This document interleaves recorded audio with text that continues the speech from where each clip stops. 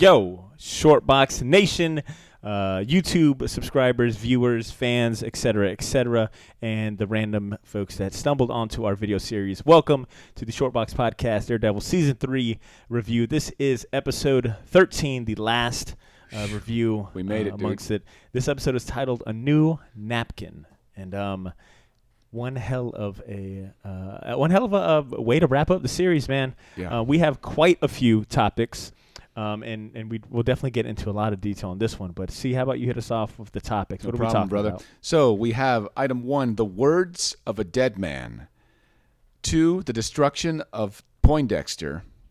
3, a marriage made in hell. And 4, a deal with the devil. Thank you. Sorry. Thank you for I didn't mean to get No, theatrical. Look, don't get mad at me now. It's too late in the game. Pretty soon on production and acting. Our acting is going to match the production at some point. Maybe. That's good. Maybe. Maybe. That first topic, words of a dead man. Dude, So, I love that we find out Ray not only confessed to everything in video form on his phone, but that it's also admissible as evidence. that's pretty badass. Ooh, finally, dude. They I'm did about our to start boy. They did snitching our boy right, dude. I'm going to start snitching on all my homeboys. Like, in What? video format. Like, I'm going to have... You'd be No. like, my name is Badr Milligan. The man known as the Kingpin has been influencing all of my... He gave me an omelet. I didn't know what to do. Yo, and big ups to Seema, his wife, for having For continuing to be gangster? to having the know-how to getting in touch with Foggy and communicating the plan with him. Oh, in the what do you best say? way. He says, get in contact with my lawyers.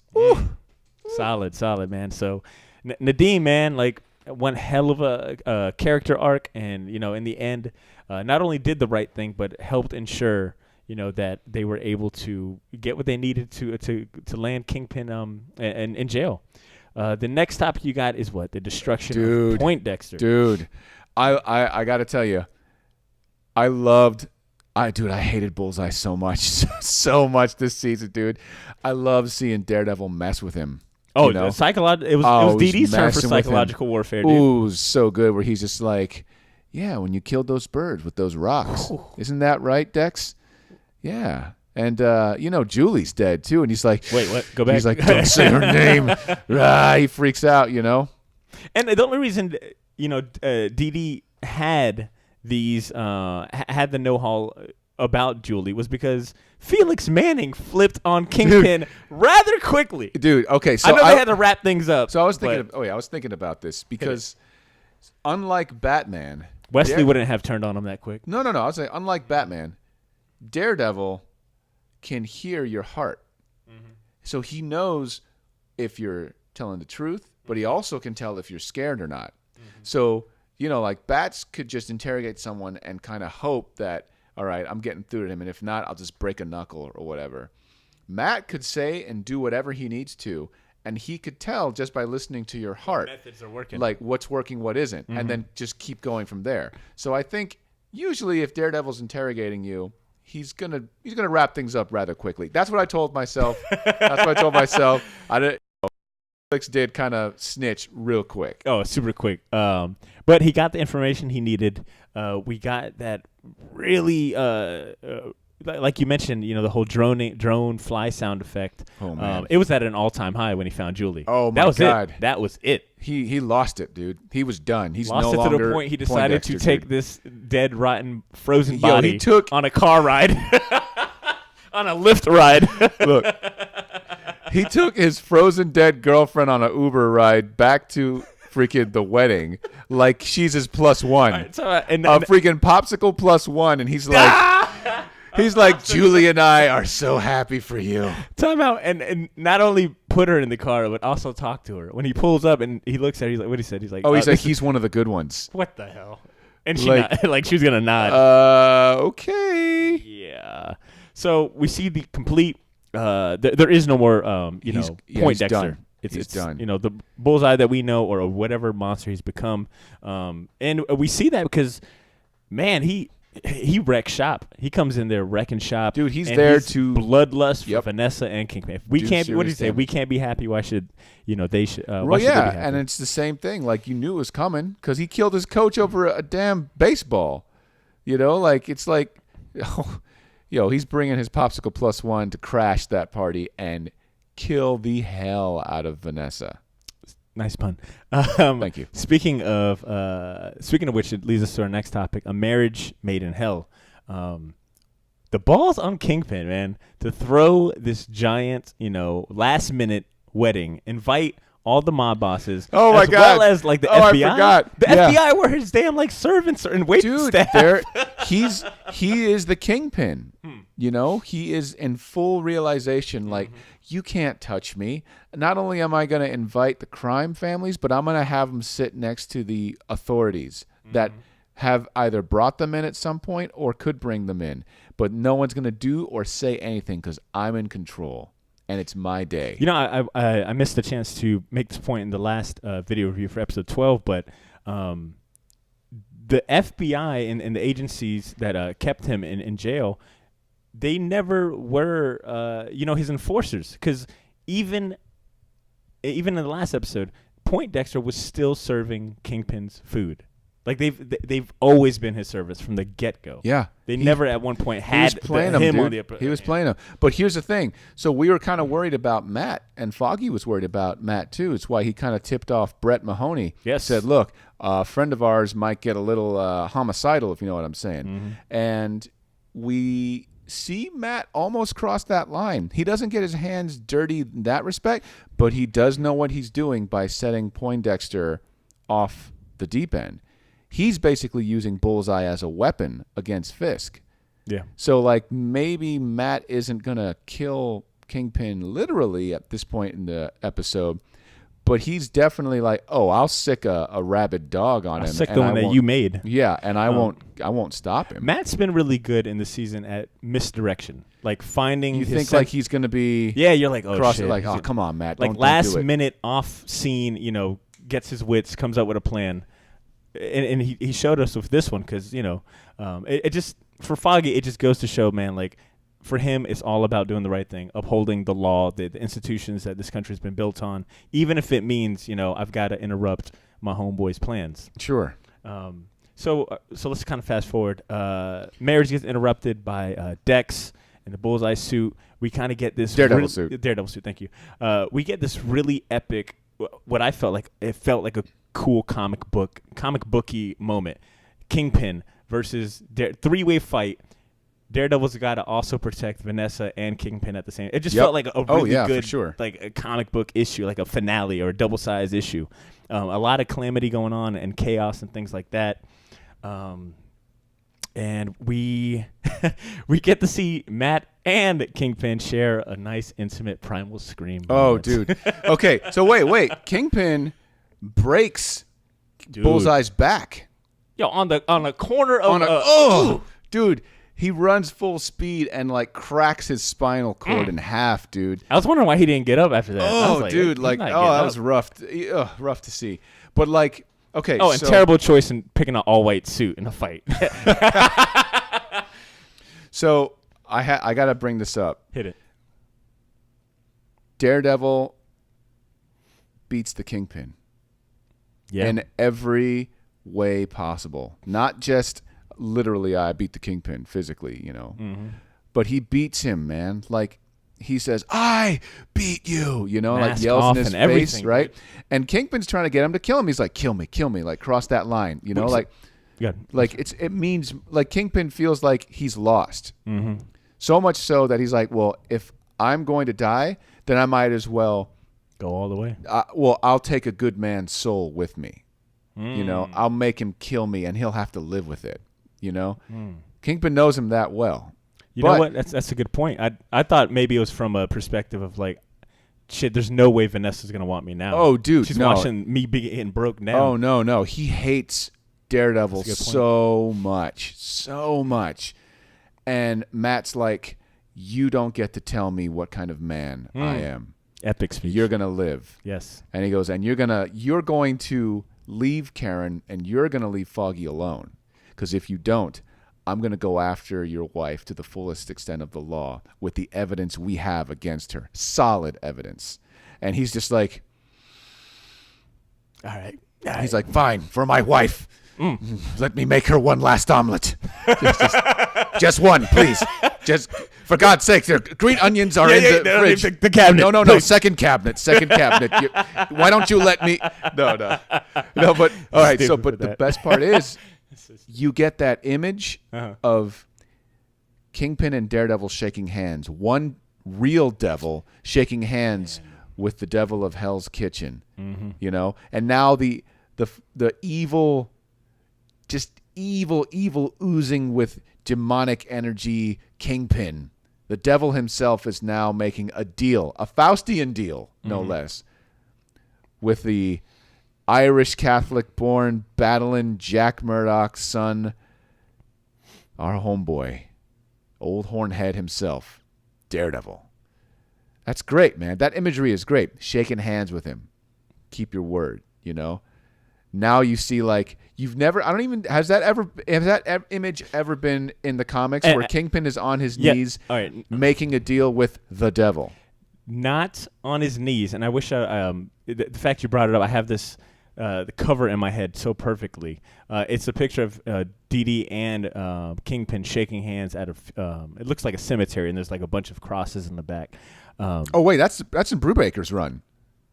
Yes, I believe so. Actually, yeah, I'm pretty confident. I wish we had the image, but no, that was good. See, it's dude, this because they're both noble men. Yeah, or not noble. I'm sorry, that was the wrong word. Honorable in a sense. They know. I mean, to shake a man's Kingpin, hand and know that Matt is honorable in the sense that he has honor. Kingpin isn't honorable, but he'll honor Matt's deal because he doesn't want any harm to come to Vanessa. So, dude, just that it ends on that note, and also that Matt, he becomes the Matt we all want. That's when, like, the scales of justice are now balanced in his life. Good. You know? We get that nice, band is back celebrating Matt, Foggy, Karen. Matt's, okay, so I wanted to say, I got a shit ton of notes right Murdoch, here, man. Foggy, and Paige. Matt has become justice again. He's not working outside the law. Nope. He's working with it. He's justice. Justice is blind. The scales are balanced. You know, he was unbalanced at the beginning of this, you know. And, he's back in the suit at the end. Yeah. Not his, Daredevil suit, but back in his lawyer suit. And we've seen him do it a few times throughout the series when he's willing to give, the law a chance. And then, immediately when he decides to abandon it, it's back into black. So I thought that was a cool, just symbolically seeing that visually. His heart is healed.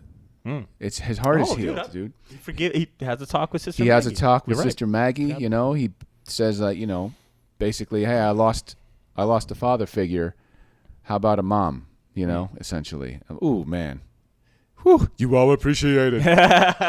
Because I don't think good. We don't see Matt and Sister Maggie in the same scene until now. That the last time we seen them together was when maybe episode 9, I guess, episode 9 or 8. Whenever he finds out, the whole reveal. What about Matt's eulogy for Father Lantom, where he's talking about I was copying it down word for word. This guy, he's like, this guy, he's like, Father Lantom, we always remember him looking out for people. And his biggest enemy was fear. And then he says, he basically showed me how to be a man without fear. Ooh! Dude, as soon as he said that, I was like, That's got a little more swole. I was like, what? Testify!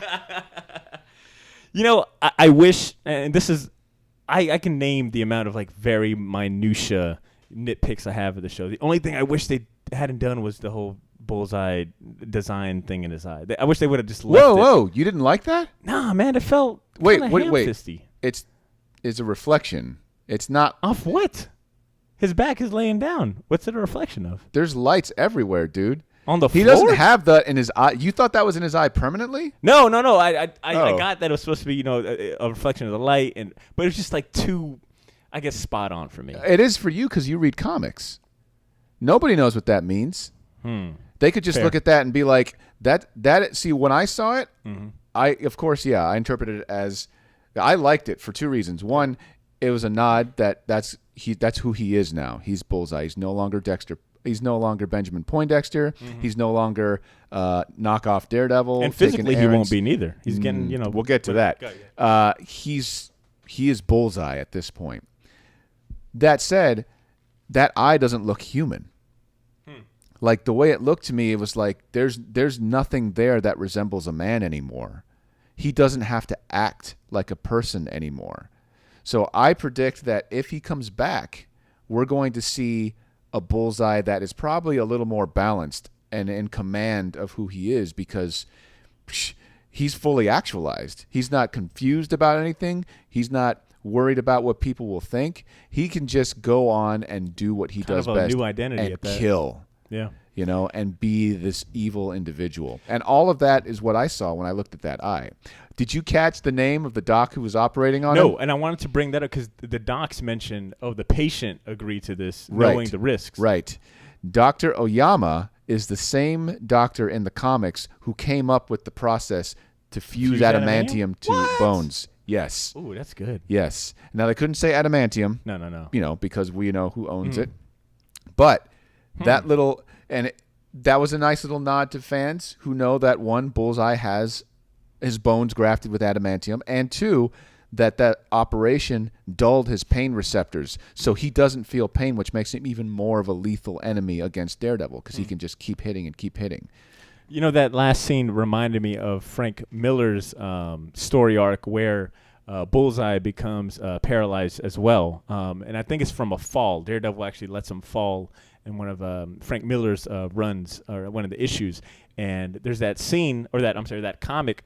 It's got Daredevil on the cover with the gun, kind of like Clint Eastwood style. Right. And it's about him going to the hospital to talk to Bullseye while he's paralyzed, and he's debating killing him or not. Fantastic issue. So a lot of nods to the Daredevil mythos, man. That's just another thing that's cool about Bullseye, and like I was saying, that him and Matt are the same, and they're not the same. And that Matt, he's a heart, and Bullseye is an axe, And Bullseye has this operation. What does it do? It gives him stronger bones, but artificially. He has this metal grafted onto his body. He also has his pain receptors deadened, right? So he can take a punch, but again, it's artificial. It's not real. It's real, but not in the way that Matt is a very real person. How come Matt can take a punch? He's got a strong chin. He's got a boxer's chin, right? So he's strong in that respect. His bones, they may break, but they're fortified with training, years and years. He had to earn it, That's like opposite sides of the same coin, dude. It's why I love Daredevil, and it's easy to get into this nitty-gritty. It's all there, Frank Miller is brilliant, and we got to see some of that adapted into this as well. It was wonderful. So to wrap up, man, let me ask you this. What are your overall final thoughts on the whole series? I mean, we've said plenty, but I mean, just if you were to wrap it up in a nice bow, your final thoughts and maybe even predictions if they should do a fourth season. Final thoughts are, I feel like this is the best season of the Marvel Netflix shows. I can get behind that 100%. And we've seen a few of them together. We've binged a few, and we've gotten excited and had nerd out moments. But I feel like this season in particular not only had its fair share of awesome nerd out moments, and we were giggling like kids at a slumber party, but there's a lot of depth. There's a lot of substance as far as characters, as far as themes, philosophy. It was heavy and it was good. I feel like a better person after I watched it. As far as predictions, I don't know. Okay. I don't know where. I'm still kind of mesmerized and a little speechless at how good they did this for television, essentially. Okay. What about you, man? I think about several of the conversations that we've had throughout the years, and namely the ones where we talk about this comic books. Certain writers, certain artists, certain stories push the medium, past just being a picture book with panels and sound effects and wacky characters and crazy costumes. Some stories that we cherish them because they feed us. They feed us mentally, spiritually, emotionally, whatever they may be. And I feel like this season took all of those elements, the best elements of Daredevil, that made you think, that made you question things, and they put it into a show and delivered a fantastic product. I think this is one of the few trilogies, and I'm talking like the whole Marvel Cinematic Universe, both movies and television, that you can clearly see an improvement, from season 1, 2, and 3. I feel like they hit their pinnacle. Like everything was fine-tuned, the character arcs, the effects, the action, the story, everything. So I definitely agree with you, man. This might be one of the best, if not the best, Marvel Netflix series. And as far as suggestions, man, I'm just trying to think, because it seems that Daredevil has this trend where first season was establishing Daredevil's universe. Second season, we got to see a little bit of play into the other series. This season was, once again, focused just solely on Daredevil. I think they're going to follow that trend and maybe incorporate what's going on in Luke Cage with him being the new owner of the Harlem's Paradise, or the club, right? Right. How they're kind of alluding to Luke Cage. I mean, they're going to have to, because he doesn't have his own show anymore. You know what?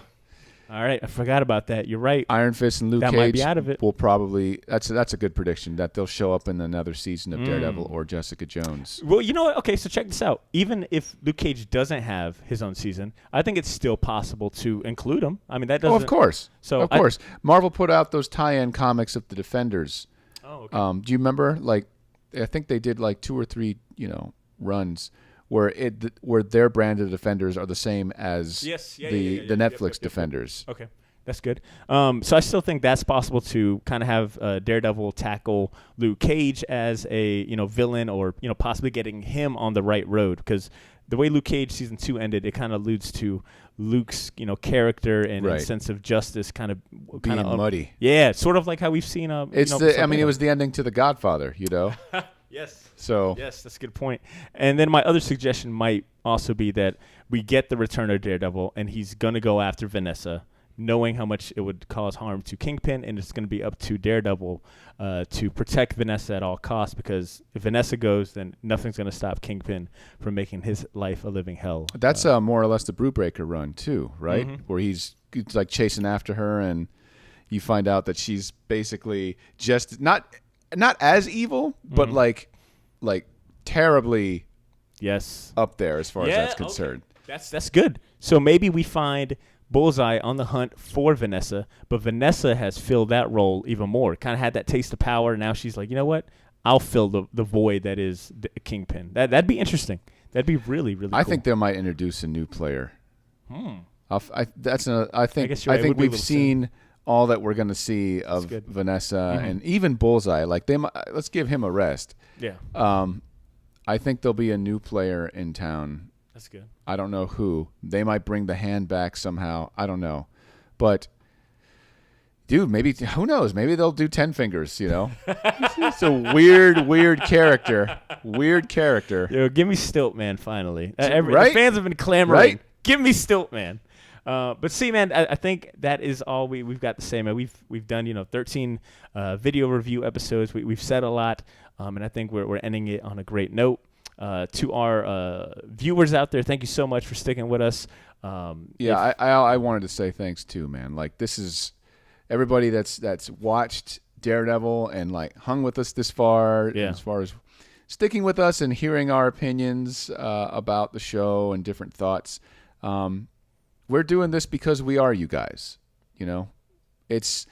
We're just as excited about the content that's being released by Netflix, especially regarding Daredevil, because Daredevil holds a special place in our hearts, and they lived up to the hype, I feel, with this season. So I think, thanks for watching us, and thanks for sticking with us. Big time, man. And it's who if you're new to the channel and new to the Short Box, we've been doing podcast, audio stuff for years now, 5-6 years. This is our first kind of full dive into the whole YouTube video series. So there'll be more of that. And, please make sure that you subscribe to the YouTube channel as well as the podcast, The Short Box. It's on plenty of podcast apps and platforms.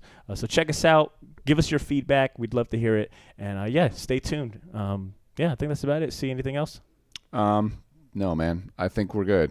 All right, brother. All right, man. Peace. Thank you, listeners.